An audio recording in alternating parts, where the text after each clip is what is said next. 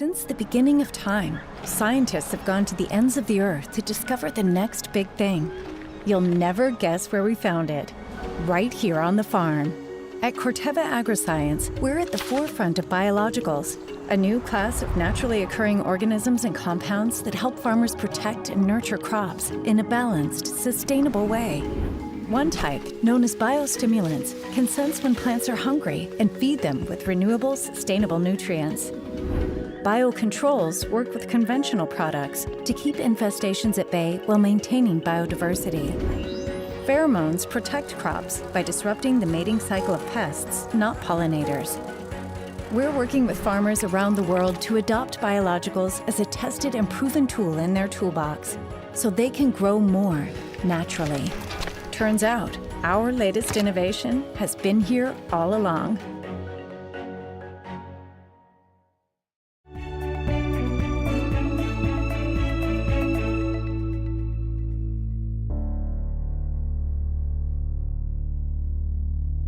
Open enrollment is here.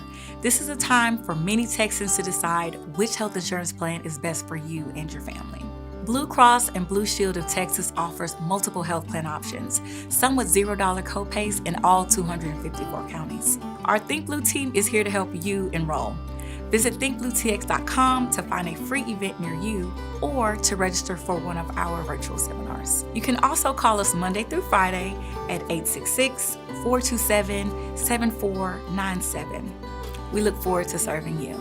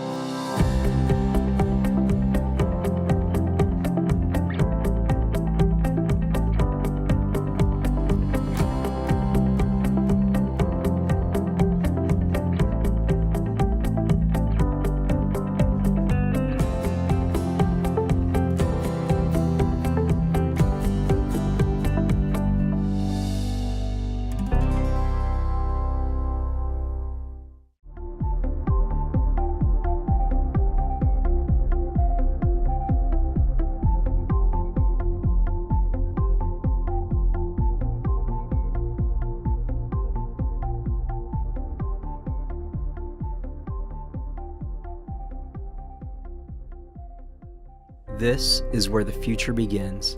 It's time to invest in our future. It's time to help our schools improve for the future. And it's time to give our educators what they need to innovate for the future, because the future of Texas is in our public schools.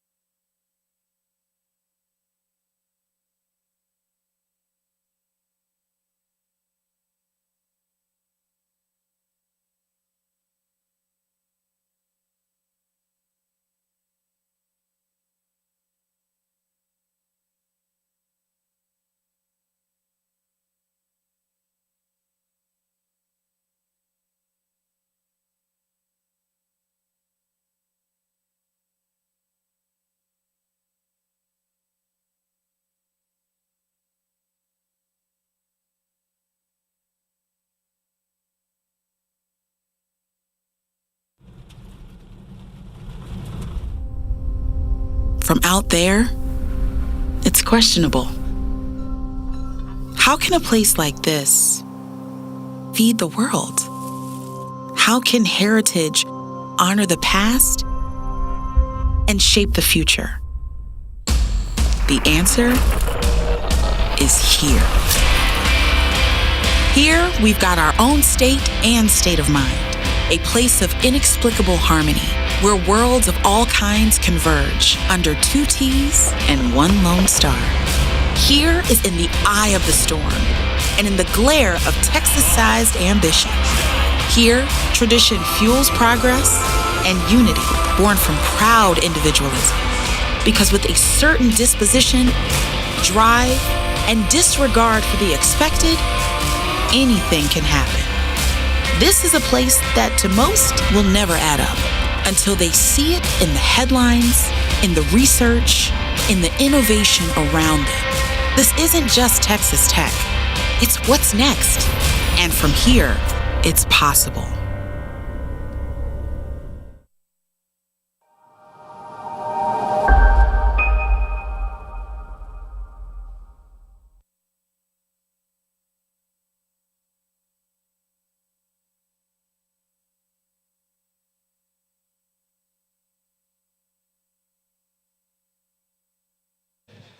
Everybody, welcome. We had a little reception in the dairy barn before coming over here. People are coming back. We're going to give them a moment or two to come back. The chancellor is parking, so if you don't mind, find a seat, visit for another minute or two, and we will get started. Thank you so much.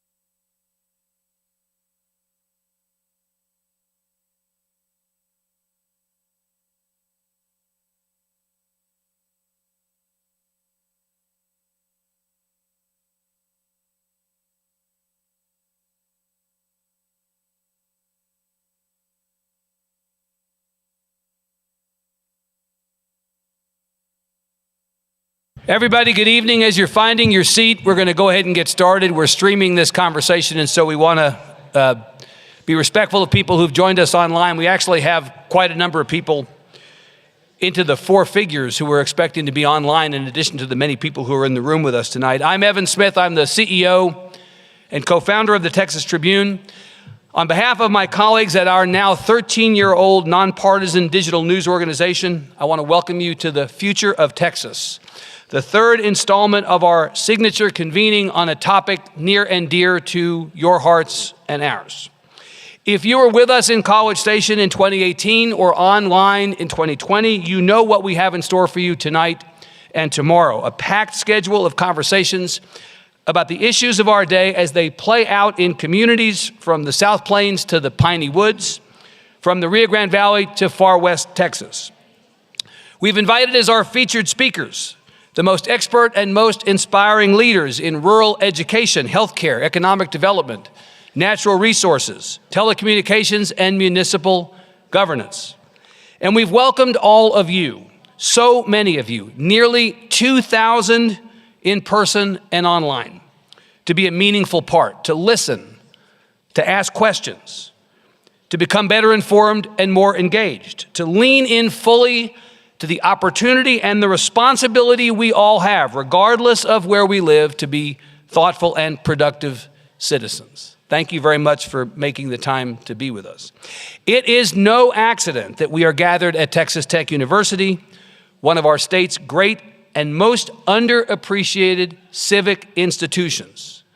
Going back to the earliest meetings at the Tribune about the need for a conference like this one, I'm talking at least 5 years ago, we dreamed one day of bringing our traveling show to Lubbock, to the beating heart of rural Texas.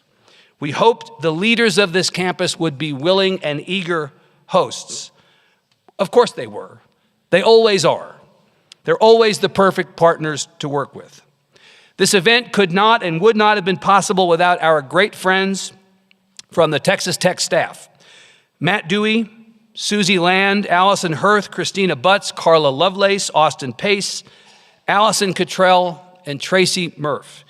And from the Texas Tech system, Scott Lacefield, who arranged for our special welcome tonight. We are in his house, so it's fitting that we hear from him. Please join me in acknowledging, with profound gratitude, the fifth chancellor of the Texas Tech University system, Dr. Ted Mitchell.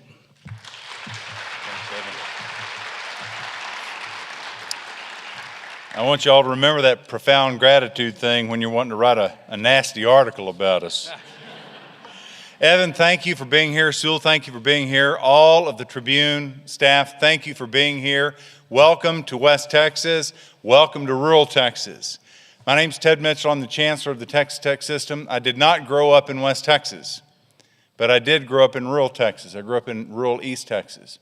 And one of the things that is extremely important for all of us in our state to remember is how important our rural areas are. The needs of the rural areas invariably get reflected back on the needs of the big cities. What do I mean by that? Well, I'm going to illustrate this with a very quick story.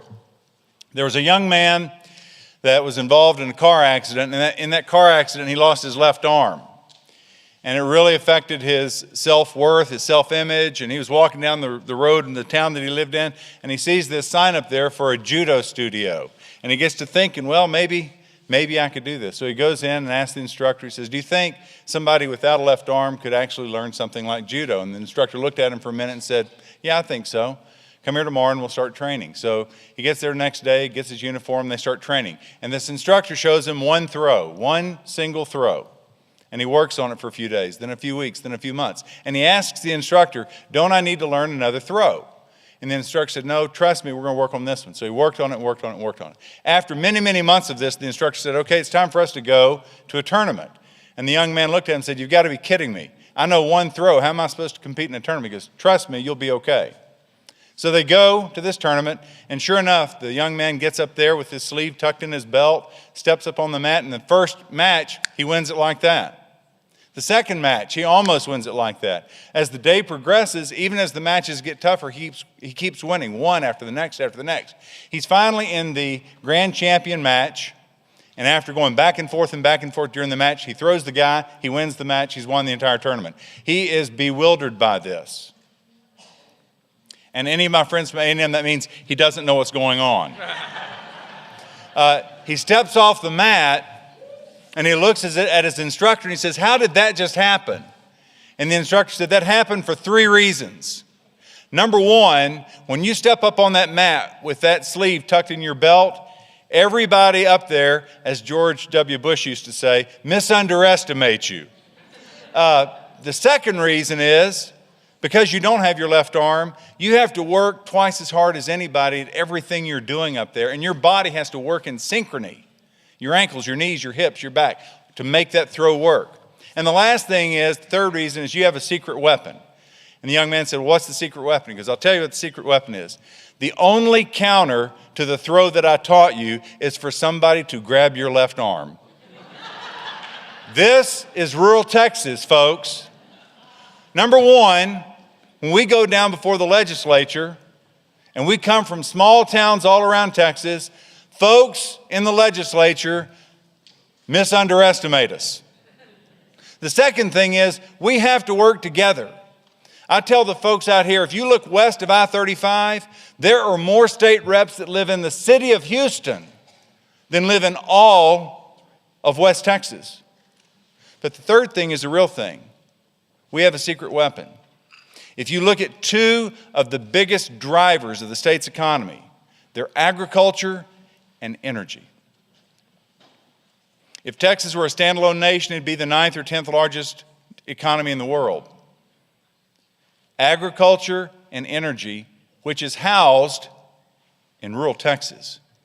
So I always tell my friends, if you're in Dallas and you love going shopping at North Park and all the great stores and all the great malls in that area, you'd better be thanking folks that are cotton farmers, because that's where your fiber's coming from. If you live in Houston and like going to the great restaurants there and enjoying the food, you better be thanking ranchers and dairy people, because that's where your meat and your milk are coming from. And if you love driving fancy cars in Austin and San Antonio, you better be thanking folks in the oil field, because that's where your energy's coming from. So we have got to, in rural areas, number one, make sure that folks understand our story. We're the ones that produce the food, fiber, and fuel, not just for our regions, not just for the state, not just for this nation, but to a large extent for countries around the globe. We provide the food, fiber, and fuel. We have to take care of the people who take care of us. Welcome to Lubbock. Welcome to West Texas. It's going to be a great conference, and I look forward to getting to know you more. Thanks. Wonderful. Thank you. Good. All right. Thank you, Chancellor. Thank you so much. Ladies and gentlemen, let me say a few words about why we're here to frame tonight and tomorrow and what we mean to accomplish. When the idea for this third conference materialized, when the concept of another full day and night program was first batted about, the earliest point of agreement was this can't and should not be a woe is me event. Rural Texas has some issues, but what we expressly did not want to put on was an event that was some combination of group hug and group therapy. We did not want to focus on problems or only problems, so much as solutions, what's working. At the same time, we don't want to shrink ever from a sometimes difficult discussion about the state of things. Pollyannas are as unwelcome as Debbie Downers. The reality, the through line of this conference is that rural is Texas and Texas is rural. Always has been, always will be. Rural Texas is not just where we are. Rural Texas is what we are, and rural Texas is who we are. Our purpose over the next 24 hours will be to nod to the legacy and the heritage, to own the challenges faced, and to embrace the possibilities ahead for this region and regions like it around Texas. Rural isn't going anywhere, but we acknowledge we have to think differently and smartly about it going forward. As much as Texas is rapidly urbanizing, even if the population of rural counties is dropping and is unlikely to spike back up, even if the percentage of the overall population of Texas that rural represents is the smallest it's ever been, there are still millions of Texans, more than the total populations of many entire states in rural Texas. Rural Texas would be the 33rd largest state in this country, 3 million people. So attention must be paid, and dollars must be appropriated for quality public and higher education, healthcare, transportation, and the like. There needs to be a literal connection between rural Texas and the rest of the state enabled by broadband. We're long past the point of accepting that because of where you live, remote learning is not an option. Telemedicine is not an option. Economic development is not an option.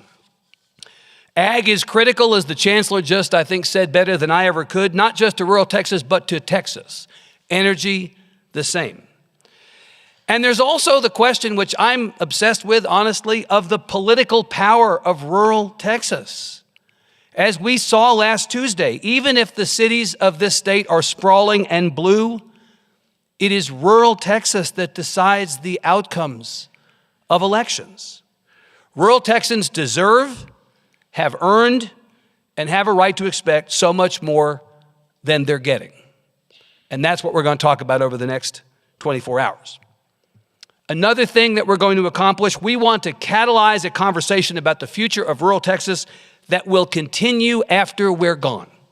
We want to set things up to hand off the baton to all of you in the room and all of you online, the stakeholders who live and work and have roots in rural Texas. You are the ones in the best position to ensure rural Texas's energetic future.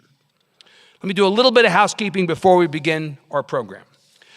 As the chancellor mentioned, there are some Texas Tribune folks in the room. I want you to wave hello and tip your cap to my colleagues, Texas Tribune's team members in the room. They have worked enormously hard over many months on the planning of this event, and they have been working equally hard over the last couple days to ensure that it comes off without a hitch.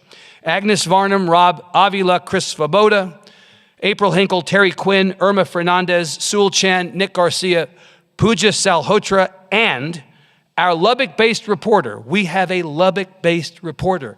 That's how serious we are about this. Our Lubbock-based reporter, now in month 6 of telling the stories of this community and communities like it to readers far and wide, Jamie Lozano. Give them all a hand, please. Thank you. I want to thank any of you in the room who are members of the Texas Tribune and any of you who are members who are joining us remotely. Your support makes our work possible. We could not be happier to have you as part of our community. If you are not already a member, you knew I was going to pitch you, didn't you? But you value our independent, in-depth journalism. There's no better time to become a member yourself. TexasTribune.org/join to sign up. Speaking of support, this conference on the future of rural Texas is sponsored by many civic-minded organizations. They played no role in the choice of panels or speakers, but they absolutely shaped our thinking about the importance and potential impact of this event. Indulge me as I call them out. Our presenting sponsor is the Texas Rural Funders. Major sponsors, Blue Cross and Blue Shield of Texas, BNSF Railway, Capital Farm Credit, First Care Health Plans, Meadows Mental Health Policy Institute, Methodist Healthcare Ministries of South Texas, Raise Your Hand Texas, Texas 2036, Texas A&M Health, the Texas Agricultural Council, the Texas Association of Counties, the Texas Association of Dairymen, the Texas Electric Cooperatives, Texas Farm Bureau, Texas State Technical College, Texas Tech University Health Sciences Center, and Water Grows. Our supporting sponsors, Corteva, the Independent Cattlemen's Association of Texas, Plains Cotton Growers, the TLL Temple Foundation, the Texas Agricultural Cooperative Council, the Texas Agricultural Land Trust, Texas Association of Community Colleges, Texas Association of Mid-Sized Schools, Texas Association of Rural Schools, Texas Cattle Feeders, Texas Citrus Mutual, Texas Corn Producers, Texas Cotton Ginners, Texas Forestry Association, Texas Grain and Feed Association, Texas Grain Sorghum Producers, Texas International Produce Association, the Texas Organization of Rural and Community Hospitals, the Texas Poultry Federation, Texas Rural Health Association, the Texas Tech University System, the Texas Veterinary Medical Association, the Texas Wheat Producers, and the Texas Wine and Grape Growers. Please give them all a hand. They're all supporting this event. And I especially want to thank our media partner friends who made it possible to promote this event to you and to people like you all over the state. EverythingLubbock.com, High Plains Public Radio, KAMC, KAMU, the Longview News Journal, M. Roberts Media, the San Antonio Report, Texas Tech Public Media, the Tyler Morning Telegraph, and the Victoria Advocate. Here is the drill for tonight. My conversation with our distinguished guests will last for about 40 or 45 minutes. The balance of time will be questions from all of you. We have at least one microphone over here. There may be a second one. My eyes are bad over there. Great. So we have two microphones. You'll come up to the microphones. I will let you know when it's time to line up to ask questions. Be nice, please. My plea to you is be nice. When we wrap up, we'll encourage you to join us in the courtyard for our opening reception. Please silence your phone. I'm going to do a visual example for you. I'm going to make sure that my phone is silenced. If you're tweeting about this panel or any other, assuming there is still a Twitter in 60 minutes, use the hashtag TT events. I mean, it's an open question, right? I mean, who actually knows? Okay. Now it's my pleasure to introduce our kickoff session, which is supported by Raise Your Hand Texas, the Texas Association of Counties, Texas Electric Cooperatives, Water Grows, the Meadows Mental Health Policy Institute, Methodist Healthcare Ministries of South Texas, Blue Cross Blue Shield of Texas, the Texas Ag Council, and Texas A&M Health. Let me invite my panelists to join me. I'm going to move over there and do the introduction from my chair so they don't take my chair while they're coming up on stage. So see you in 1 second.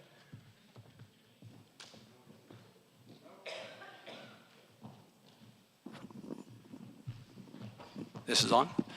Okay, tonight's conversation is about, let me do alphabetically, Burrows, Landgraf, Morales, please. Perfect. Thank you. It's a conversation about the 88th legislative session and the agenda for rural Texas. We're fortunate to get to spend some time with 3 state lawmakers who represent rural districts.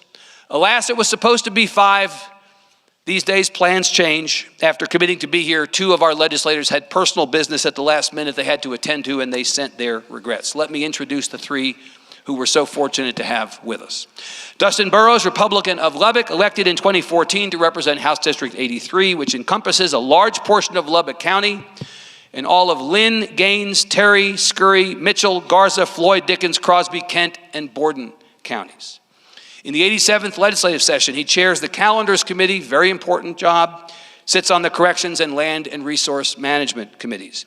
During the interim, he was tapped by Speaker Dade Phelan to lead an investigation into the Robb Elementary School shootings in Uvalde. An attorney born and raised in Lubbock, he has an undergraduate degree from Rhodes College and a law degree and an MBA from Texas Tech University.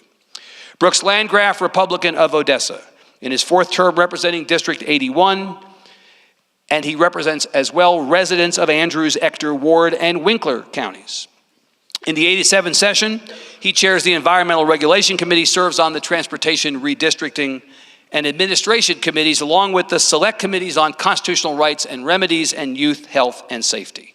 An attorney who helps to manage his family's ranching operations, he previously worked in the energy and healthcare industries. He's a native of Odessa, a graduate of Texas A&M University and the St. Mary's University School of Law. Finally, Eddie Morales Jr., Democrat of Eagle Pass, in his 1st term representing District 74, as we talked. Although it wasn't entirely clear the morning of Election Day, he won his election. There will be a 2nd term. He represents District 74 and 11 South and West Texas counties: Brewster, Culberson, Hudspeth, Jeff Davis, Kinney, Loving, Maverick, Pecos, Presidio, Reeves, Terrell, and Valverde. That is the largest legislative district in Texas, with more than 770 miles contiguous with the Mexican border. This session, he sits on the Defense and Veterans Affairs, Homeland Security and Public Safety and Administration Committees, and like Representative Landgraf, on the Select Committee on Youth, Health, and Safety. He's a city attorney for the towns of Eagle Pass and Bracketville, a commercial and residential builder, and the owner of his family's tortilla factory. A native of Eagle Pass, He's a graduate of the University of Texas at Austin and St. Mary's University School of Law. Please give these three a big hand. Thank them for being here. Chairman Burrows, I said we were in Chancellor Mitchell's house. I actually feel like we're in your house because here we are in your district. We're here in Lubbock. Welcome. Thank you. It's wonderful to be here. I want to start with you. I thought, speaking of the election, I referenced the election day and introducing Representative Morales. I thought I would ask you about the elections. The election results were not surprising. I think all of us saw more or less what was coming. I want to ask you if you think, now that we know what happened on election night and we know what the composition of the legislature is going to be come January when you all gavel in, were the results good or bad for rural Texas? They were very good. The people spoke. Rural Texas spoke. You had Governor Abbott, who largely carried the entire Republican ticket. He was out talking about the issues that mattered most to people, the same that I hear across the entire state. They're concerned about our border policies and what we're doing. This governor's done more than any governor in the entire history of the United States to try to basically have a more safe and secure border, trying to make sure that we have safe streets, deal with the fentanyl crisis, deal with property taxes, so many other issues. He got out there, he campaigned hard. The people of West Texas and rural Texas listened to him. They voted for that agenda, and so I think it's a very good and favorable result. Mr. Landgraf, same question to you. You come from a part of the state, we've heard a lot about energy tonight. It's ground zero for the energy industry in this state. Are your folks back home happy with the outcome, and how do they look ahead to the session as it relates to the election results? Absolutely happy with it, and just seeing an increased level of engagement with statewide officials. Governor Abbott, for example, being at the top of the state ticket, campaigned on policies that Representative Burrows mentioned that resonated very well with West Texans. And I think West Texans and rural Texans more broadly have embraced the role of kind of this firewall, knowing that what happens in rural Texas, in the ballot boxes across rural Texas, can be decisive in a statewide election. That's not a role that has traditionally been played by rural voters, and so I think that combined with a favorable outcome was very well received. Let's level set exactly what we mean by rural Texas deciding the outcomes of elections. In the last presidential election, 2020, President Trump's margin over Joe Biden in rural Texas was 1.7 million votes. That's not how many votes he got, that was his margin. In this case, Governor Abbott's margin was 1.5 million votes. It tends to wipe out any margins that Democrats might run up in the big cities or in South Texas or even in the suburbs these days, right? I mean, that's just simple math. Mr. Morales, you come from a part of the state that is rural and is more conservative. Even though you're a Democrat, you represent a fairly conservative part of the state, to the point that it was an open question, as we were talking about beforehand on the morning of the election, whether in fact you'd be returned to serve for a second term. Does your district feel good about the outcome of this? Oh, of course. They got elected, so they must feel good. I know that, okay, so that's one person in your district. You feel good about the outcome. How about everybody else? I don't think that the voters should be second guessed. I think that they've made their choice during the early vote and election day. And that, more than anything, should be a message to the Democrats as far as we cannot continue to try to win races statewide and running like urban Democrats. We need to be very aware of the rural necessities in our constituents out in rural Texas. I am running like a rural Democrat. They do exist, right. And we can find common ground. I was able to get over 70% of the vote the first time that I ran 2 years ago, and my county where Biden won only 51% of the vote. So I got a lot of crossover Republican vote from the folks that actually know me and understand that I will get the job done along with my colleagues here. And the Republicans actually, we made it a point whenever we selected our office up there in the Capitol to be with rural colleagues, because there was more stuff that we would be aligned. And we could all three of us fight and fight together along with all the other colleagues, as opposed to trying to press some sort of issue that was more urban in nature. And I think that doing that, focusing on your district and making sure that you're voting your district, there's certain votes that I took that personally I would not have taken them based on my viewpoints, but I set aside my viewpoints and voted my district. You represent the district. Mr. Burrows, Republicans have been in charge of the state for a very long time. The last time a Democrat was elected statewide was 1994. 1994, 28 years ago. And though not quite as long. Republicans have been in charge of our legislature for a long time as well. If there are issues that people in rural Texas have, say, with health care, more rural hospitals closed since 2010 than in any other state's rural communities, a healthcare crisis before the pandemic in rural Texas that the pandemic exacerbated. Or if families that have kids enrolled in rural public schools are concerned that their kids may not get the investment from the state or the opportunities to take the kinds of classes that people in the rest of the state take, or the lack of access to broadband. If you guys, I mean that in a nice way, have been running the legislature all this time and those problems exist, why are you guys running the legislature again good for rural Texas? Couple things. So first off, the problems you're talking about, not just rural Texas, is rural across the entire United States with hospital closures and those types of issues. So It's not just a Texas rural problem, it is a rural issue that we all contend with. And one of the things, I'm not good on budget numbers, I've actually never been on appropriations, but we continue to make investments in rural Texas. Last session, we put, I think, 2 tranches of money into rural hospitals to try to make sure they keep open. I think that the needs are met. We did the school finance formula in 2019, probably some of the best work that, sorry Eddie, you weren't there, but I'll tell you, I mean, if you would have been a part of it, you would have loved it. We came together, Republican, Democrats, rural, urban, came together and we did big things, not just for schools on the I-35 corridor, but all across. The small school allotment we did away with. Those were things that we were talking about, in my school districts across there. So there are those issues that we do address, and I think we do address quite well. Mr. Landgraf, when you go home, do you hear people talk about some of the issues I've talked about, healthcare, education, and wonder what you all can do for them? I mean, as I travel the state, I hear consistently 4 things: education, healthcare, economic development, and broadband as areas that the state needs to work on. There's an assumption that the state will come in to session and address those issues. We'll have to see. Absolutely. Hear a great deal about that. And you list those as if some of them are independent from one another or autonomous from each other. But really, if you look at the broadband issue, that absolutely has a healthcare component with the rise of telemedicine. And in so many parts of rural Texas, that is the most efficient way to get certain types of healthcare. And so let me just use one community in my district, for example, the city of Monahans, Texas, that has struggled, but a community that has invested in its own public hospital, one of the few county owned and operated hospitals. It's not owned and operated by a distinct hospital district, so relatively unique. But the people in the county have made a concerted effort to make that investment so that they can have a hospital and not have to drive 35 miles to Odessa to see a physician. The other thing that Monahans has done is they have actually made an investment, raised money from internal sources, external sources, to have a broadband ring around the community that covers about 90% of the residents of a town of about 6,000 people.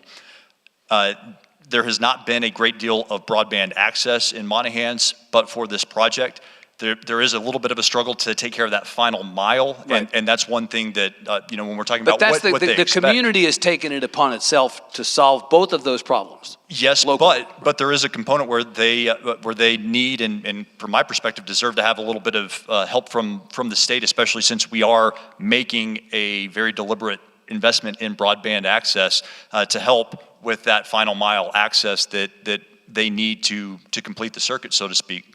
So you think that the answer to what the legislature might do, maybe they should look to the local communities to see what they're doing and help them replicate the successes that they may be having in Monahans or places like that? I do think that, yes, I think that Monahans, for example, is providing a very good blueprint that other communities can follow, but it also shows that, look, if communities are willing to make this investment, even if they can't get 100% across the finish line, that they are setting themselves up for success and are maybe asking the state to help get them across that finish line. Mr. Morales, I mentioned, and then Representative Landgraf mentioned in the context of the Monahan story, healthcare. We know that the state of Texas, after the pandemic, has almost 25% of its residents uninsured. That's double the national average.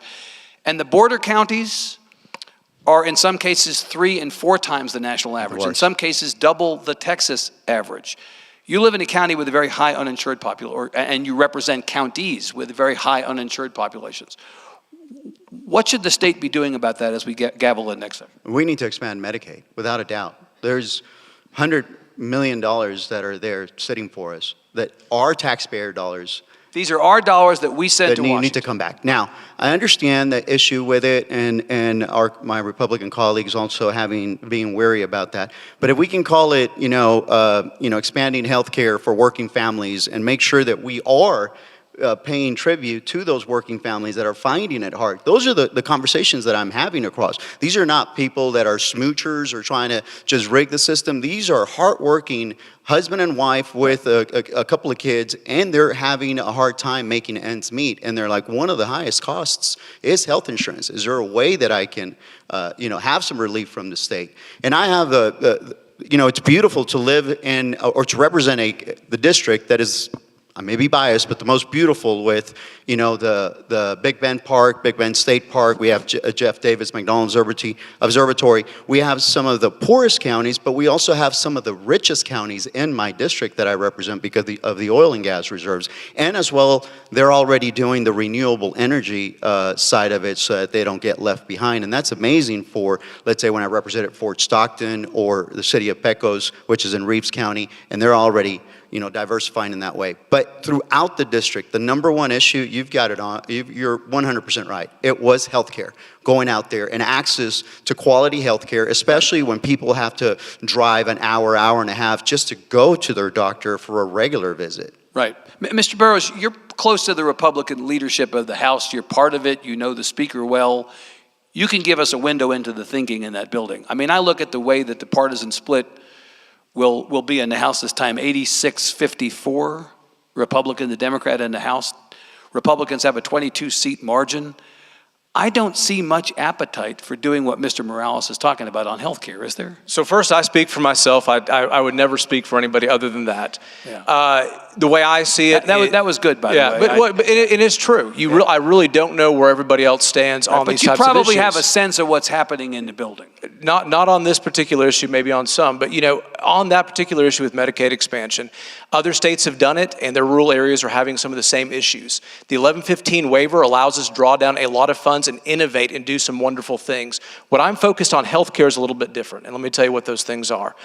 Texas Tech has been doing telemedicine before telemedicine was cool. I heard that the other day. And we need to expand it. I'm so proud of the Health Science Center here and what they've been doing and how they've been innovating and going out in the communities and providing access. And then some of the things we learned during COVID have been really, there's some positive silver linings from that where we deregulated. I'll give you an example of it. I talked to the local pharmacies that are out here in rural Texas, and they've been allowed because of the COVID waivers to test and treat. So you got to understand, most of my rural communities do not have a doctor or nurse practitioner, but they have a pharmacy. So if somebody walks in and says, I think I may have strep throat, or I may have the flu, or I may have COVID, they can test them right there, and they have a limited waiver to test them immediately with Theraflu, or with the COVID, or any other treatments for strep, and do it right there so they don't have to come into a Lubbock or a larger community to get that. And so there's a lot of ideas making the quality of life better, allowing more people to live in rural Texas and not be so dependent. But of course, Representative Landgraf said a moment ago, and he's correct, that a lot of these issues are related. The broadband problem in rural Texas, which is going to take a long time to solve, kind of T-bones what you just said. You can't have telemedicine without tele. Can I make one comment? Please, yeah, I'm asking, yes. Yeah, one thing on that, and this is something I've just started hearing people talk about. Cable may be great. We may be able to lay it. There's also satellites that are now coming online. It's amazing what technology is. And I think there's going to be a real push and move to look at the interconnectivity through satellites, which may be more cost efficient for rural Texas than laying all that cable. Mr. Morales, go ahead quickly, and then I want to go. Yeah, on the satellite issue, I wanted to do, we did a public-private partnership. It took me about 6 months to find SpaceX and the right people at SpaceX to then consider the city of Pecos and Reeves County for 50 kids, because I found out that Edgar County was doing a pilot project with the satellites that Elon Musk already has. And so what better part than West Texas to try and do your beta testing, right? We convinced them, and instead of 50 families, we were able to get 115 students to be under that for the next 2 years. So it worked. That public-private partnership is in display right now. And again, it's showing what we've been discussing, finding ways outside the box to make sure that we get the services that our rural West Texas constituents need. Yeah. Mr. Landgraf, let me come back to what Mr. Burrows said on healthcare. Let me try to go at this a different way. There's an access to coverage problem. I quoted you the statistics. There's also an access to care problem. I believe Texas 2036's latest numbers are that there are 74 counties in the state of Texas. Nearly 30% of the counties have no hospital. More than 30 counties, about 15% of the counties have no primary care doctor. So we have a problem that we need to solve. And what Mr. Burrows is talking about makes a lot of sense. But to Mr. Morales' point about Medicaid expansion, as I understand the way this works, we send our tax dollars to Washington. If we don't take them back in the form of Medicaid expansion, those dollars go to pay for health care in other states. Our tax dollars could be paying for California health care. Health care in California. I thought we hated California. Don't we want to take our money back, if for no other reason, to prevent those rascals in California from getting it? I love the way that you set up the question, Evan. Very, very well done. And no, we don't want Texas tax dollars being distributed to other parts of the country without getting the benefit of them. But I don't think that it's healthy for us just to fall into the same arguments where we all retreat to our corners about Medicaid expansion, no. Medicaid expansion, yes. I think there's got to be a different way. And I think that there is a viable alternative where we do get to draw down the tax dollars that hardworking Texans are paying into the Medicaid system. And that is, let's not just play the strings attached game that Washington has historically demanded that other states play. And instead, look, Texas is a state of more than 30 million people. We have a critical mass where we can actually implement our own system. So instead of having that strings attached money, why don't we work with a congressional delegation to have a Medicaid block grant program that could be sent back to the state, and then the state, again, with this critical mass, could actually get those tax dollars back to Texas, but we could implement our own system so that we don't have to worry about the strings. Can you tell me why? I've been waiting for about 20 years for someone to tell me what that own system is. Can you tell me what that own system is? No, yeah, it's a Texas-centric model to take care of Texans who need that, to make sure that we don't have the same level of Right. uninsured. But the way to do that is to look, the Medicaid system that exists, that's administered by CMS, is racked with waste, fraud, and abuse. And each state that plays that game has to account for additional waste, fraud, and abuse that exists in other states. So instead of having to worry about that and account for that, Texas, which is one of the largest donors to that fund, should be able to get that without all of the liabilities that come with that. And so, look, let's just bring it back in the form of a block grant, and Texas can administer it in a way that would be much more efficient than what Washington wants us to do. Mr. Morales, let me just move over to education for a second. There's a lot of topics we're going to talk about all day tomorrow. I want to be sure to at least touch on each of them with you all, the benefit of having you here tonight. There are more than 700,000 students enrolled in rural public schools in Texas. That is more rural public school students enrolled than 17 other states combined. Are we doing enough? Mr. Burrows talked about HB 3 a couple sessions ago, a historic investment, no doubt, to both buy down school property taxes and also direct giving to schools and school districts to try to get us on the right side of a school finance problem that has been decades in the making. Are we doing enough? No, but we're continuing to work on this. During the interim, I was honored to be appointed by the Speaker to the Texas Commission on Virtual Education. From here on out, the writing is on the wall based on those interim committee hearings. You are going to have, and every one of your students will have, a dual form of learning, in person and also online. I think that's the way to go, especially for West Texas. The after is going to be different from the before in terms of the pandemic. The writing's on the wall. The chairman, we're finalizing our report on the Texas Commission on Virtual Education and that committee, and everything seems to dictate this is the path forward. We received a lot of input and a lot of information from folks in rural parts of West Texas so that they could tell us how they were doing it and what was working and what wasn't. Right. So I think that is a phenomenal way for us to be able to push forward and try to bring these kids that are in rural parts and don't have access for, say, even a Spanish teacher.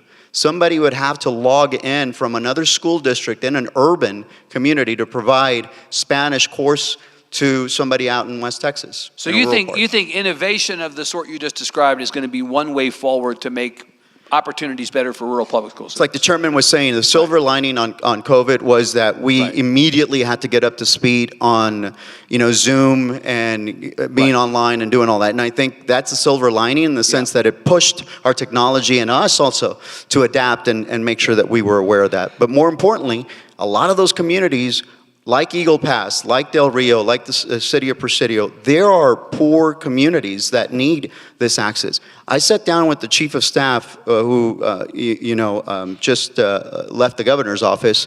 He is from Carrizo and Crystal City, that area. So we had that connection of only being 45 minutes away. When session first started, I let him know that I thought Governor Abbott had not paid attention to the border, but that if he did pay attention to the border and actually invested in the border, that he would never lose again. And I think if you saw, his announcement was on the border, and his victory speech was on the border also, where he made it, Governor Abbott. I think he focused on those issues.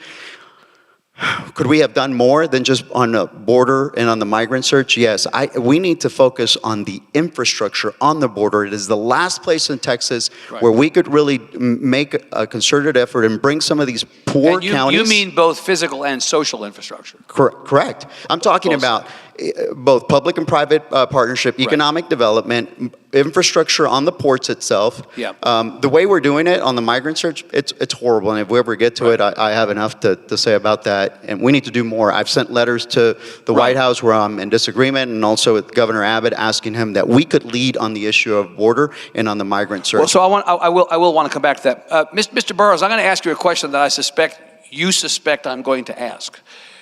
As it relates to education, there's a lot of discussion that one of the priority items for the Republican leadership next session is going to be school choice.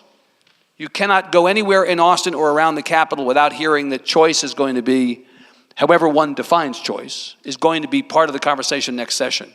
As you know, traditionally, rural communities have been reluctant to go there and have actually aligned with urban Democrats in maybe thinking that's not something we want to go forward with. Choice has not been able to find traction in previous legislative sessions. What do you think about it this time? Let me kind of try to unpackage a little bit of that. You know, I was in Dickens this morning at 6:30 talking to 25, 30 men, some superintendents, people of that nature, and you bring up the topic of choice. I think they know that it probably doesn't, gut their schools, and it doesn't help them. They want to talk about other issues that actually are important to them. They want to talk about school safety. They want to talk about the STAR exam. They want to talk about more funding that actually goes into rural Texas. Those are their priorities, and when you bring up choice to them, they're saying, why are we talking about that? That's not really going to help or affect our communities and our schools. Right. And so you definitely feel that. Do I think choice is going to be a conversation this session? Sure, people have talked about it. Bring the debate. People can convince everybody that's the best thing in the world, so be it. If they think it's the worst thing in the world, let them have the conversation. You yourself don't sound very enthusiastic about it, I got to say. Well, no, I just don't know. I don't anticipate it having the best trajectory, but happy to have the conversation, to be real candid with you. It's been, I think, been legislature now for 4 sessions where it's always been a little bit talked about, but we've never had a full, robust debate. I think it's actually time we have the full, robust debate, and the people who are proponents, let them lay their cards on the table. The people who think it's the worst thing in the world, let them talk about it, and let's actually get it all out there. Have you prejudged the issue to the point that if I ask you whether you would support a voucher program in this state, you'll tell me? I would be open to having the conversation. It's not something that I'm going to probably lead on. But you're also not saying for sure that you would vote against it. That's correct. Even if your constituents, I mean, it sounds to me like, if you represent your constituents, they don't seem to be particularly activated about this. Well, you take a look, and I think there's some of them that basically say, what does the whole package look like? And it can't be just about something that doesn't necessarily affect or help So them. wait and see. Wait and see. Mr. Landgraf, would you be for vouchers if that comes up as part of a conversation around school choice this session? Well, I guess I'm going to end up saying wait and see too, but let me tell you how I get there. And that is that the conversations that I've had with my constituents in my district, which is very similar to what Chairman Burrows has had. And that is and really most of that conversation surrounds the fact that there aren't any options in most of the communities and the school districts that I serve where if there is school choice in the form of a voucher. I mean, I had a town hall meeting in Barstow, Texas yesterday evening, and they already have to go across the Pecos River into Reeves County just to go to a public school. I was in Mentone for a town hall meeting, which is the seat of Loving County, which Eddie has currently, and I'll have come January. They have to go 70 miles one way to Wink High School every day, and that's because that's the only options that are available. And so that's really where the conversation is. And just to piggyback on HB3, I do think that it's absolutely imperative that we continue to make investments at the state level to fund public schools. Right. And the reason why the stakes are high, I mean, we know that they're high, but they're much higher than I ever imagined in Texas.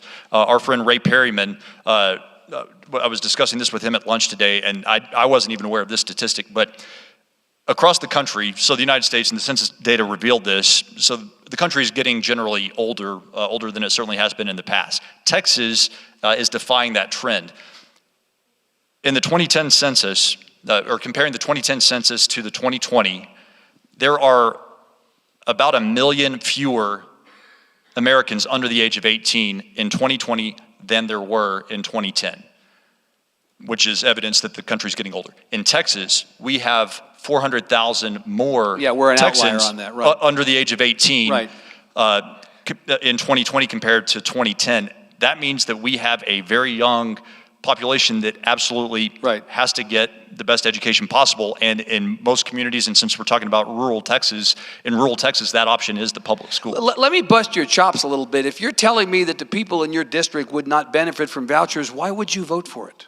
Why is it wait and see? If there are no options in your district, if people are clamoring for it, why would you vote for it? No, that's a fair question. The reason why is I think you have to look at the proposal in its totality. You know, one thing that I have some specific concerns about are in these rural schools where there isn't enough, there aren't enough resources, say, to provide an adequate special or an education for a student with special needs. Do we need to have some sort of choice option for families that find themselves in that situation so that a child in those circumstances can get that type of special attention? Mr. Morales, would this conversation find any traction in your communities? I'm an unequivocal no. I'm open to dialogue with my colleagues, but I want to be very certain no to vouchers. That's what, in visiting a number of the schools, visiting with teachers, that is, especially out there in rural Texas, that is the #1 issue, and their administration is very concerned. You know, for the last 20 years, you have Texas that was doing the top end of the budget financing for public school systems, and now it seems that more and more of it is being put on our local governments. And then in addition to that, we have certain actions taking place from the legislature where they cut the ability for local communities to govern themselves and to increase their rates if it's necessary. And I see some folks that are actually nodding their heads. So you must be an elected office or you must be very aware of this, to where now 60% is on the backs of all of us in local communities to fund public schools. And Texas is doing 40, 45, let's say roughly. We need to get back to the old way when it was fully funded, and we had Texas doing the heavy end of it. Well, in fact, 60%. before HB3, it was even lower than that, right? Yeah. HB3. Mr. Burrows, Mr. Morales has teed up exactly what I wanted to ask you, because you were at the absolute center of the conversation around the property tax relief 2 sessions ago. What I've heard from the governor and your fellow Republicans in leadership in the legislature is we have a $25, $26 billion surplus coming. The controller says it, so it must be true, and that you'd like to dedicate something like half of that to property tax relief for all of us. Is that a good thing? Well, yes, and I think constitutionally that's probably one of the few places we can spend that money because we have some spending restraints. And I do want to say just one more thing about the conversation we just left on education. Yes. I think some of the frustration sometimes that I have and others have is we've got a lot of other issues to talk about in education. School safety is near and dear to everybody's heart, right. Period, the end. We need to talk about the STAR test. We need to talk about teachers who are leaving the classroom because they feel like they shortage of teachers. Well, and because they feel like they don't have the ability to discipline.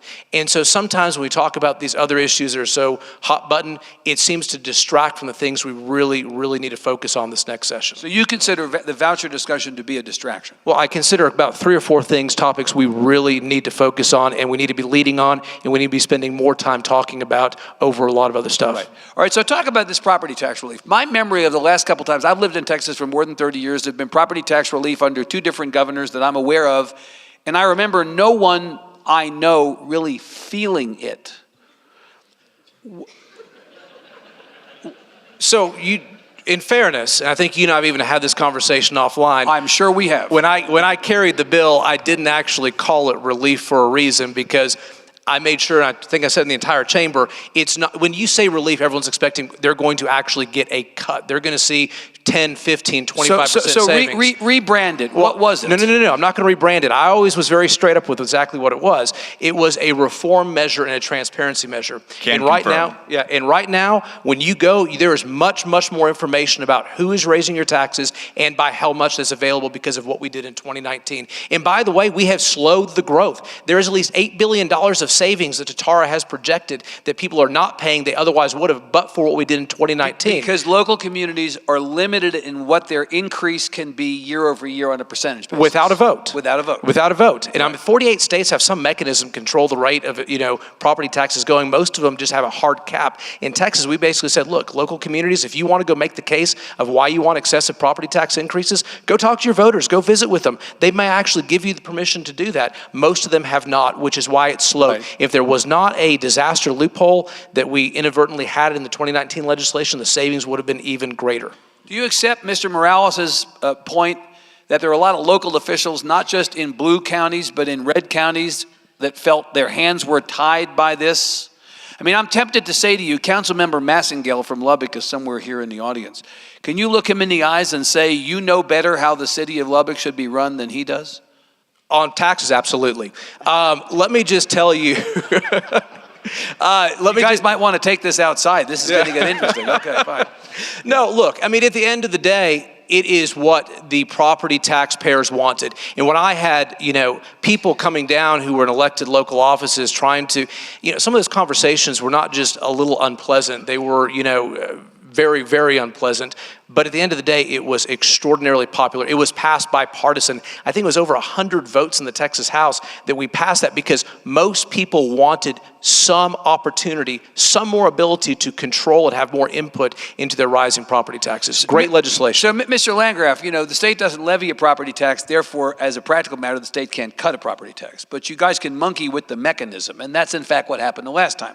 So is that what we're looking at this time? If, in fact, there's a massive surplus and you decide to dedicate some high percentage of it to property tax, we can't call it relief, we'll call it something else. Property tax asparagus. I'll just pick a word since relief apparently is a bad word. Is that what you're planning to do again? You're going to monkey with the mechanism? Is that how we're going to see some reduction? Well, I mean, you're absolutely right. And I think anytime we have a conversation about this, we have to start with the premise that you just laid out, that the state does not levy a property tax. Therefore, we can't directly cut it. I do kind of liken the role of the legislature to air traffic control in this regard, where the pilots are flying the plane, they can bring it up or take it down. Air traffic control can kind of set the parameters for the way that those pilots operate. So ultimately the pilot is in control of the plane, but there does need to be some corralling, especially when that's something that the voters have very consistently been demanding from the legislature. But I think we always need to be forthright and candid with the voters about where the property taxes come from, how they get set. And we also need to acknowledge the role that the state plays in forcing them to grow higher in certain circumstances. So I think we just need to be a little bit more transparent and candid about that conversation. And then I guess to more directly answer your question, if we can't cut property taxes, we shouldn't pretend like we can. But if we want to change the paradigm that we use for how the state and local governments generate revenue, maybe we just need to look and have a hard conversation and a long conversation about whether or not we need to move or shift away from relying on property taxes. So if the $12 billion goes somewhere out of the surplus for the purpose of property taxes coming down somehow, and it doesn't go to us, where does it go? Does it offset other expenses in the budget? Is that what you're thinking? So you're talking about the half I'm saying, so when the governor or somebody else says we're going to take half the surplus and we're going to turn this into some kind of property tax. Could be through homestead exemptions being raised again like we did last session. This is what I'm getting at. Yeah, right, I don't know the exact mechanism. There's 3 or 4 different ways to actually do it, but that was the one we chose to employ partly last session, which was raising homestead exemptions. There's a couple other ways to do it, and we can debate the merits of those, but ultimately you will pay less in property taxes. Than not. Actually, the House last session, we tried to send rebate checks, thinking that, hey, maybe this time we'll actually show you the amount of money that you're saving rather than you basically not feeling feeling it, but even though it's going to, be recognized. We didn't get that, that way, but that's another mechanism. That's a possibility. Mr. Morales, you will acknowledge no one likes to pay property taxes. Yeah. And those are my thoughts exactly when you were asking these questions. I don't think it should be an R or a D. Right. It should be just everybody hates paying property taxes. You really never own your property because even if you own it full right and you don't owe a mortgage or a loan to the bank, you're still having to pay at the end of the year. Otherwise, the local entities, governmental entities can take it away. So I think that this is an issue where we can lead again, and it shouldn't be an R or a D thing. It should be more about making sure that we are taking care of the constituents that have taken care of the state of Texas for this long. One of the ways that I think is, again, forcing the state of Texas to pay their fair share and try to get it up to the 60%. That way, less and less is on the backs of our local governing One way to entities. cut property taxes might be to reduce the share of public education spending that sits on the backs of local Correct. folks. And force the state to pony up the amounts that they should be ponying up and less on county governments. I'd observe that another way that property taxes might come down is if you figure out a way to get more people with health insurance so that they stop going to county hospitals' emergency rooms, and those costs are passed along to all of us in the form of property taxes. But just think what it's going to do. Wouldn't that be another way to cut property taxes? You're very clever the way you have set that up. We've had the healthcare discussion on that. Yes, I am. And by the way, I do think the 1115 waivers and the innovation that we're doing really actually are better than, a complete drawdown. I want to encourage people now. We'll go to questions here shortly. Please line up at the microphones. We'll be happy to welcome you into the conversation. I heard my colleagues on this stage a few hours ago, reporters from the Tribune, talking about big stories in rural Texas. And my colleague Nick Garcia brought up the fact that the drought this year, the water issues that this community and others are dealing with might have a net economic impact of something like $2 billion. We have a whole panel devoted to natural resources tomorrow, including the former chair of the Water Development Board, Carlos Rubenstein, who's going to be here, may in fact be here in the audience tonight, to talk about what do we do about water, and then by extension, what do we do about other ways in which natural resources intersect with the rural agenda. Mr. Landgraf, this is a real problem. We passed the SWIFT more than a decade ago. It was kind of like, okay, that box is checked. But here we are this many years later, and yet it seems like we still have a pretty significant issue. Well, as Speaker Phelan is fond of saying, 1,100 people a day move to Texas every day on average, and nobody's bringing their own water with them. Nobody's bringing their own roads with them. People aren't bringing their own infrastructure. So the demands on the precious and limited water resources that we have in the state, the demand on those resources is going to continue to grow. And as the population goes from 30 million unofficially today to 47 million per the state demographer in 2050, it's not going to get any better. Right. And obviously water resources aren't going to grow naturally commensurate with population growth. And so this is something that we have to stay ahead of. If you get behind on water, it's like owing money to the mob. You can never really catch up.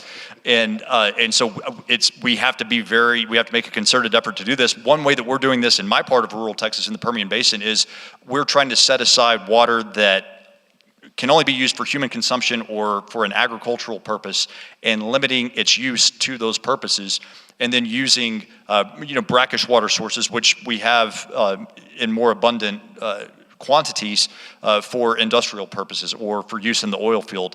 And so making sure that we're smart with the resources that we do have is important. And I think that we're beyond due for having a more concerted policy in the state of Texas when it comes to inland desalination of brackish water that can be used. Very expensive. Very expensive, and and the economics have not been able to justify it.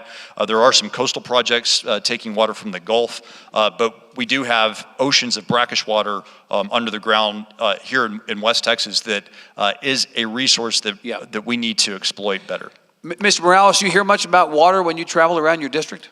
It's the only thing also, in addition to healthcare. So here's a couple of things.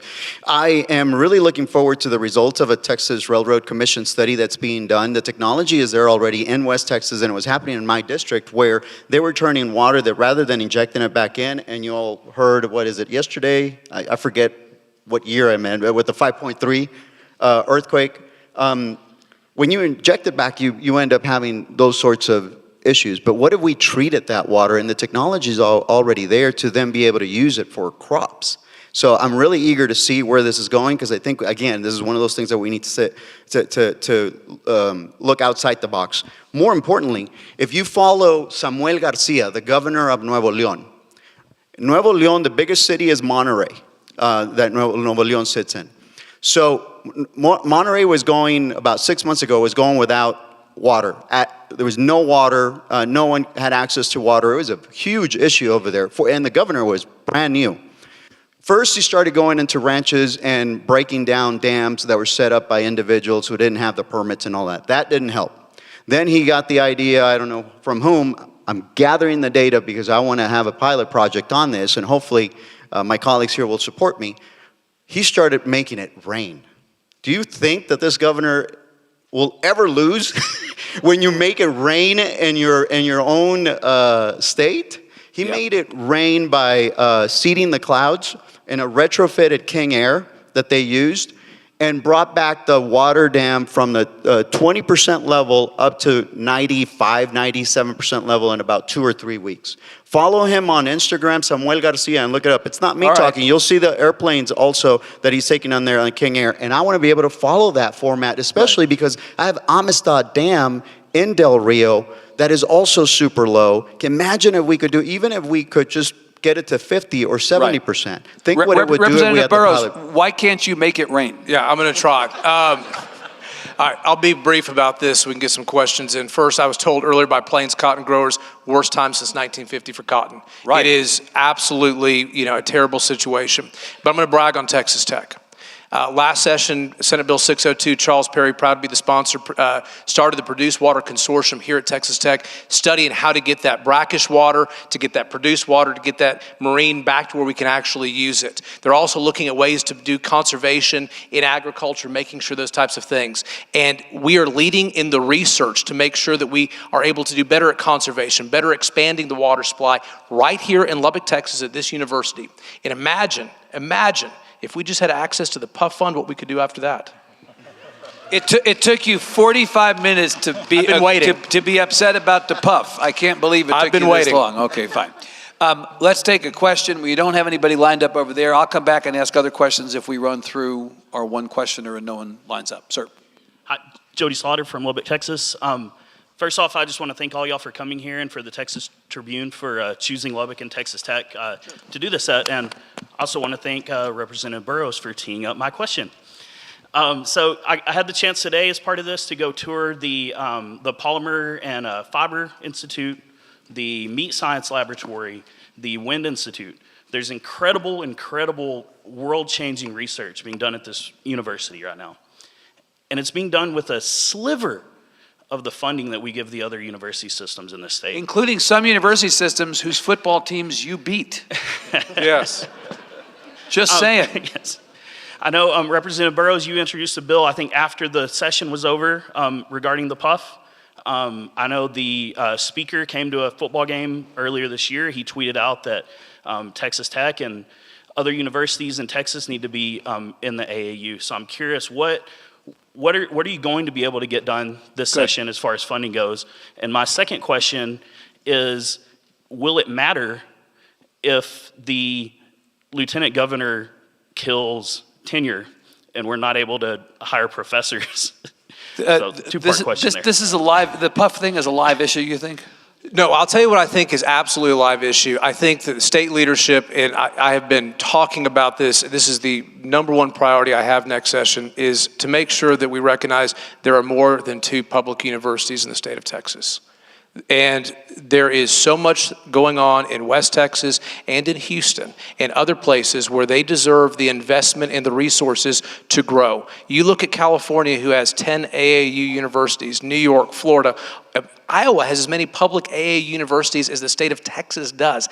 It is embarrassing. But I do believe both, the House and the Senate and the governor are fully supportive of, if not giving access to the PUF, which would be very nice, creating a standalone endowment which would rival it at some point in time, grow it, and be tremendous assets for Texas Tech, University of Houston, and a couple of the other emergings that are coming up. And I think we're going to get there, and that's a long term. And if you look at the research that comes out of it for the things things we talked about today, energy, agriculture, all of those things, Texas Tech is the hub of it and so very important and so excited about it. You have confidence that the support is there in the Senate and in the governor's office? To support Texas Tech and the university? To support some kind of parallel track PUF for the non-UT and A&M universities. They have both. Governor, when he was here campaigning, talked about it. I've heard the lieutenant governor talk about it, the speaker talk about it. I've heard people talk about it.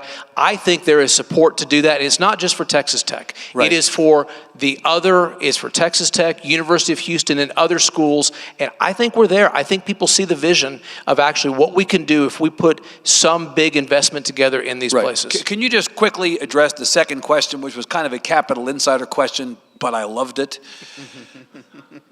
Lieutenant Governor was upset that the faculty senate at UT was mad about a ban on critical race theory, the least shocking thing of all time.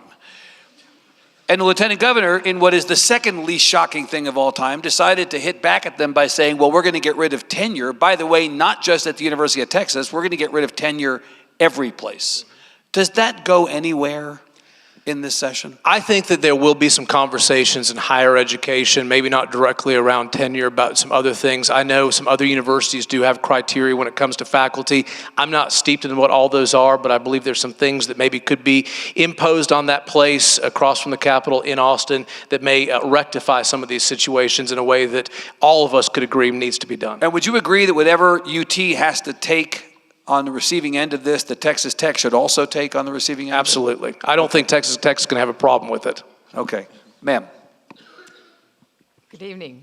My name is Melanie Barnes, and I am a representative on Regional Water Planning Committee. Okay. And last session, we got directed to form an interregional water planning because sometimes the regions weren't talking to each other. And we did it. And we did it by Zoom, and we did a report in 4 months, 16 of us who had never met each other. And one of the things that came out of it was they wanted that group to continue. The legislature has said it should continue. They've given us a charge. We have 18 months to deal with that charge now. And yet, they didn't give extra money to the Texas Water Development Board in order to have a staff person work with us directly. Okay. We're taking from other staff, and they're having to do double time on different things. And there is the only way you get funding to meet as a group is if your water group will take money from something else that's important to pay your way down there. What's your question? I'm sorry. People who live further away have to. So what's your question? So my question is, why is the legislature all up in arms about water and not funding an inter-regional water planning group that is trying to think statewide and trying to think out of the box? Mr. Landgraf, what do you think about that? And I guess just for some clarification, you're asking, it sounds like you're asking for something over and above what the activities that the Water Development Board are doing. You're talking about interregional planning. I'm talking about the Citizens Committee that comes together in their own time and does regional water planning. And the state asked that group to nominate one person to go to an inter-regional water planning group. And they wanted them to come up with reports and do research. Kind of like an unfunded mandate, and right? And it's unfunded. Right. Because you're asking the regional water group to take from money, which is very little that they get, to fund that and not fund something they need to do regionally. Is that something maybe you might look into? Absolutely. First time I've been asked about it. Happy to look into it. Happy to talk with you afterwards, too. Good. Mr. Fitzpatrick over here, sir. Well, John Fitzpatrick, Educate Texas. First of all, thank you guys for your public service. Thank you for being here tonight, away from your families. The Texas Higher Ed Coordinating Board today released the final Texas Community College Finance Commission report, so you may not have a chance to read it. I remember Representative Burrows, Representative Landgraf, meeting you guys at Odessa College a few years ago, one of the great community colleges of the state. There's like 9 different parts, but I think there are 3 parts that are relevant to rural Texas, and wanted to see what you guys thought of it and whether you thought some of that $27 billion was potentially going to go into the 650,000 students at community colleges. One is more of a focus on workforce development, more of stuff, what I think OC does really well. The second is kind of a floor and a support for small rural colleges, many of which who are struggling. And the third is a focus on performance outcomes, sort of a la the 2019 School Finance Act. So just want to know what you guys are thinking and what you think is the right appropriations amount to shoot for. You know, probably not at a puff level, but what are you guys thinking? Mr. Burrows, you know community colleges are the lifeblood of many rural communities. Enrollment in higher ed was actually more than 50% community college before the pandemic. It dropped back down. It will probably go back up. This is a problem that is serious and it affects a lot of people you represent. Thank you for bringing the question. I've not read the report yet. Look forward to reading it. Look forward to visiting with you. We've got great junior colleges. We've got great community colleges out here that are providing so much opportunity for so many people. I've always supported more increased funding for it. I think the legislature will. Happy to visit with you about what you think that right amount should be and help advocate for that. I certainly don't have a calculator, handy in here to know what it is, but certainly we know the investment that you guys make, and we need to invest in y'all. So more funding for community colleges. Absolutely. Yes, more funding for community colleges. 100%, and I do think that if community colleges are proving that they're going above and beyond on career and workforce readiness, and Odessa College has provided a number of examples, I think that should be rewarded by the state, absolutely. Yeah, Mr. Morales, same? Same. Double down on community college. Just recognized Southwest Texas Junior College, gave them a resolution for being named one of the top 100 colleges. And I think they fit a beautiful niche, which for the longest time, vocational and trade school opportunities were seen kind of looked upon, down upon if you didn't go to a four-year university. And that has had a whole new view, now forward 20 years. And to be able to get these kids out, it was a graduation Thursday or Friday of the electric liners graduating, 11 of them, all from Eagle Pass, getting wonderful pay salaries through the community college that's putting them through that certification. So you're doing less than 4 years. You don't take out this huge debt like in a university. And plus, you're able to get your certification, be gainfully employed, and working in the community most of the time. A lot of opportunity. So a lot of opportunities and very helpful. Sir, I'm going to go back over here for one more because I took two and then come back. Please. Hi, Susan Gillette from Lubbock. And all these issues going around in the legislature, why does the legislature only meet every other year? You know that I dream every night that you'll be there every month, every year, don't you? I dream about that every night. The simple answer is the Texas Constitution. Look, I think one of the beauties of this state, and there's a lot of opportunity for us to maybe get involved and do more things, but the fact that we don't meet so often sometimes is actually for the best, so that we don't try to over-legislate problems. We let, sometimes things work for a little while, figure out how they are, and I'm actually very comfortable with it. Mr. Morales, would you write a budget for 2 years of your business in the first 5 months of 1 year? No. No, that, and again, it's the Texas Constitution. It's there for a reason. And plus, do you really want us to be there and be drafting more bills? I don't. Are you kidding me? Less government. You guys are the best free entertainment going. Second week of January, the circus comes to town. Are you kidding me? I'm like a 9-year-old with a popcorn thing. But it's only you, Evan. Usually, it's the best thing in the world. Are you kidding me? All right, sir. Evan, Terry Greenberg. Yes, it's sir. been a while since we've seen each other. To serve this region very, very well for a long time. You. Yes, sir. I think in answer to the other question, we don't want government meeting that often. But that's not what I was about to talk about. But thinking of things that are constitutionally mandated. When I was the editor of the AJ in 2006 and Kent Hance became chancellor, he came down to our editorial board, and Dustin's heard me talk about this many times. I said, what's with this PUF fund? Because I'd only been here 6 months. And he said, do you know how many, he says, in Kent's Dimmitt twang, he said, you know how many Longhorns and Aggies there are in the legislature? And I'm new to Texas and it sounded stupid, but then Texas goes to the SEC. And yes, the PUF is constitutionally mandated, but really, Evan, I'm asking you this question because you know the state government so well. How in God's name can a state allow something like this to happen decades after it started, when you've got Houston, UNT, Tech, and it just doesn't seem even right, and that even people at UT and A&M would want to fix it because it's just so stupid. Well, so I'm a journalist, I have no opinions. But we do happen to we have a tech guy who's already told us what he thinks. But we happen to have an A&M guy and a UT guy. Will you give up some of the puff? For UT? No, Yeah, and Brooks, you only get 1/3. You may need that money to pay off Jimbo Fisher. Well, yeah, honestly. True. I mean, if we're honest about it, right? I mean, come on. But will you give some of your money to him? Well, since you brought up Chancellor Hance, I guess any conversation about the puff has to start with the Aggie joke, right? So under the Constitution, 2/3 of the puff goes to the University of Texas system, 1/3 goes to the A&M system, and everybody always asks why, and the answer is because the Aggies chose first. They elected to receive. That's right. That's exactly right. So, but anyway, I'll Are you open to the idea, Representative? Here's in all seriousness, being from the heart of the Permian Basin, and you can't talk about the puff without talking about university lands, most of which are what they are, and we even have a conversation about the puff because of oil and gas that is produced on university lands that goes to this fund. The Permian Basin is not an extraction colony, and people in the Permian Basin don't appreciate when we're exploited as though we are one. And so at a minimum, again, it would take a constitutional amendment. Whether there are votes to do that or not, that's a question that I don't think anybody actually knows the answer to.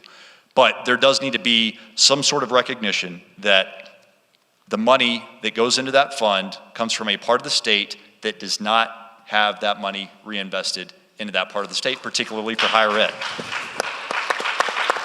The one four-year university that I have in my district is a branch of the University of Texas system, UT Permian Basin. Right. Fantastic university, and it is closest to these areas, to the university lands that produce all this money, yet it receives just a sliver of support from the UT system for the PUF fund, and I think there's just something inherently wrong about that. And so if that's my view, I think there's also something wrong about universities like the Texas Tech University system that are doing phenomenal work all throughout the state and have met a need for higher education in the western half of the state that was not being met by anybody else for the longest time, and that's why it exists. And so I think just as a matter of fairness, there needs to be some appreciation shown and some investment made in higher ed institutions, regardless of what system they're in, especially when so many of the resources are coming He sounds from here. like a yes vote.